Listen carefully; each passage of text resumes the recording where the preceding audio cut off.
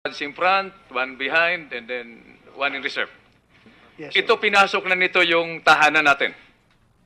Yes, Your Honor. Pinasok na yung kalsada natin. Lansangan. Yes, Your Honor. Pinasok na yung eskwelahan natin.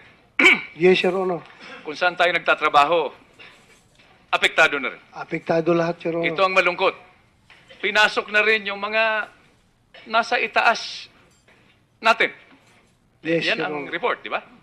Yung katabi mo, ngayon lang natin nalalaman na may mga duda na tayo, agam-agam.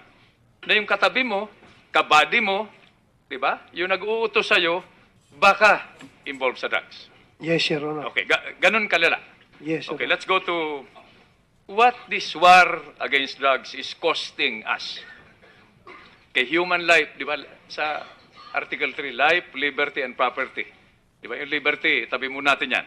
Life muna.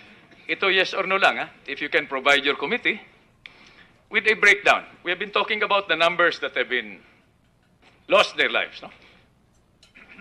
Suspects, may numero na tayo, no? Yes. At tama yung sinabi ng mga ibang kagalang-galang na senador, no, na suspect ito, ha? Yes, Your Honor. Siyempre, outside the law, that's a different story. Law enforcers, Yes, may Your Honor. bilang tayo. Yes, Your Honor. Civilians and bystanders. Kasama ba yan sa investigasyon ng IAS? Yung mga walang kinalaman, hindi suspect, hindi pulis, tinamaan sa crossfire. Meron ba tayong number niyan?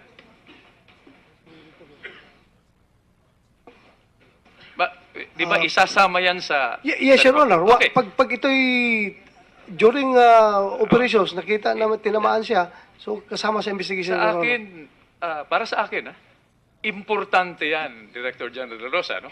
Hindi ka pulis, hindi ka suspect, tinamaan ka. Medyo malungkot yun. Hindi ba? Ngayon, let's go to property. May mga bahay ba na nasira? Kasama ba yan sa datos natin? May mga sasakyan na nasira During operations, Your Honor? during operations. Yes, Your Honor. Okay, so ang request ko lang, no, in behalf of the committee with the permission of the chair, is to include this para malaman natin kung what this war on drugs is costing us. Ano ang halaga na pantubos natin dito?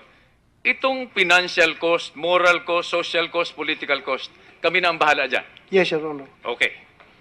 Ngayon, my next question is, ikaw ang Chief PNP.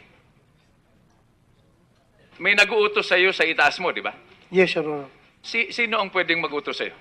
Sa itaas mo? The Secretary of Interior and Local Government and the President, Your Honor. So, dalawang tao lang yan. Dalawang tao, Your Honor. Minsan ba, since you took over, may ginawa ng utos ang dalawang nasa katungkulan na ito? That is illegal, immoral, o pag sinabi sa iyo yung order na yan, nagkaroon ka ng duda na, teka muna, baka hindi tama ito. Was there any instance? There was no instance or wala po, Your Honor. Okay, now we go down. Ikaw ba nag-issue ka ng order na illegal, immoral, o may dahilan yung nasa baba mo na magduda? Wala po, Your Honor. Wala, okay. Kaya ako sinasabi yan, no, dahil hindi ko na babanggitin yung kung bakit ito, no, yung sinatawag natin na chain of command. Dahil iba na namang issue yan, no? Dito ini-establish yung tinatawag na authority, responsibility, and accountability. Yung katungkulan. Di ba? Nung nag-uutos. Yung saklaw ng katungkulan niya para masunod yung utos. Yes, Your Honor. At saka yung pananagutan. Nung nag-utos at nung inutusan. Yes, Your Honor. By the way, Director General Ronald, no, these are not motherhood statements. This is happening on the ground. Kaya sinisiguro ko lang na nasa lugar tayo. The Philippine National Police does not make policy. Correct? Yes, Your Hindi Honor. kayo ang naggumawa nitong batas. Yes, Your Honor. Hindi rin kayo ang dapat mag-interpret ng batas. Yes or no? Yes, Your Honor. You implement policy. Yes, Your Honor. Sumusunod lang kayo sa utos. Pero itong hearing na ito, malaking tulong ito sa amin, no, sa mga mambabatas. Para yung batas kaya niyong ipatupad. Hindi, it will not operate in a vacuum. Okay. My second to the last question. Anything to add? Wala. Okay. Second to the last question, Madam Chair. Sabi dito na yung pillars, this is about justice, no? Justice. Ang pillars natin ay enforcement, the courts, prosecution, yung correctional, no?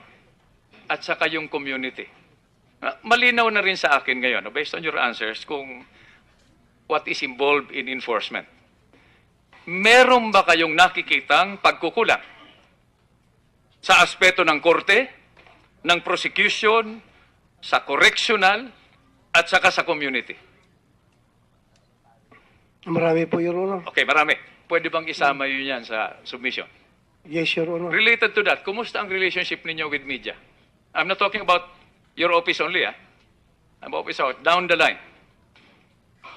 Ako po, Your Honor, personally, mahal po ako ng media, Your Honor. Yun din ang pakiramdam ko. In fact, Personally, gusto lang ako makita, Your Honor. Yan yung pakiramdam ko. siguro matindi yung appeal mo. No? But anyway, okay. Last question.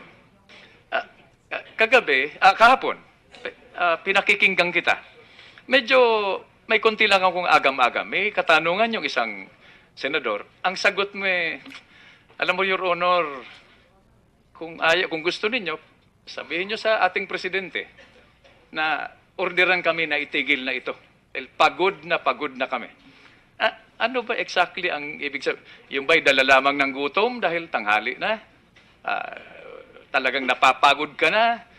Hindi buo ang loob ninyo sa pag-implement itong policy? Dahil dito, Ronald, kailangan sense of purpose.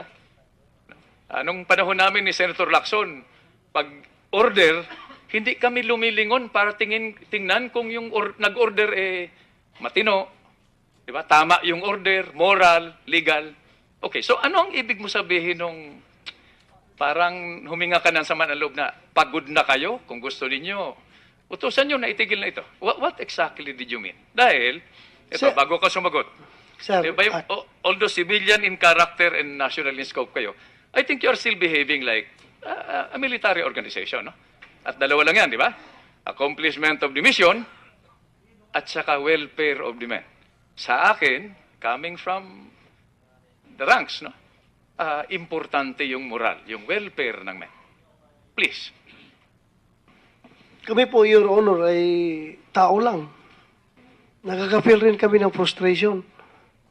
While gustong-gusto po talaga namin nagampanan yung aming papel dito sa mundo na pulis. Kami po ay tao rin. While we are, ito nga, yung aming, mahirap i-explain, Your Honor. Basta alam ko, naramdaman mo yung naramdaman ko po.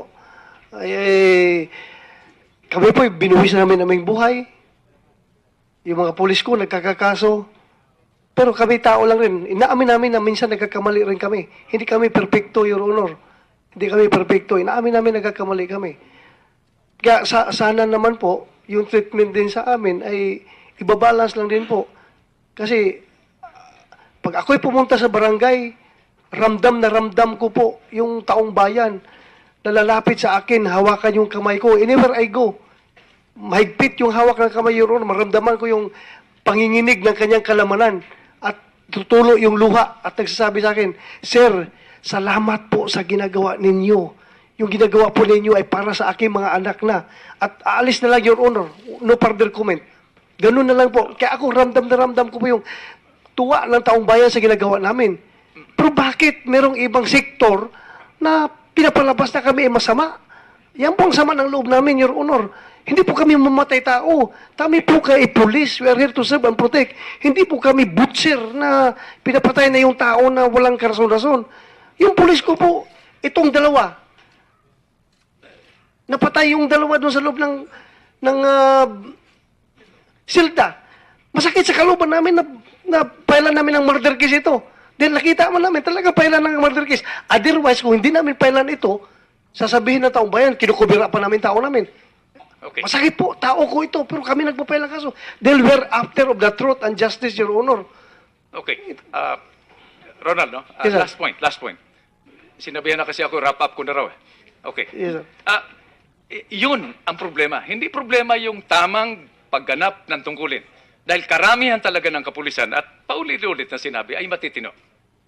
Yung mga sitwasyon lang na yung sinasabing extrajudicial, dyan kailangan. Ang armas lang ninyo pagpasok ninyo dyan in this war on drugs are the law and a high level of skill. Dahil makita mo, hindi ko kayo tuturuan kung paano mag-imbestiga, no? Pero multiple gunshot wounds. Diba? Sa normal na tao, paano naman niya lalaban? Nakapusas, nasa loob ng selda. Puwera lang kung yung sinabi mo, iba na ang pag-iisip. Pero still, is there a way of determining through forensics kung alin ang unang bala na tumama o sa ulo kagad? So, no, I'm just emphasizing that, no? Para maintindihan natin yung high level of skill and knowledge of the law. No? Following legal, moral, and order. Para maiwasan natin itong mga insidente na buhay kasi yan eh. Walang recall mechanism dyan. Pag pinutok na yan, walang oops. Buhay yan. Buhay yan. Thank you very much for your patience. Thank you very much, Madam Chair.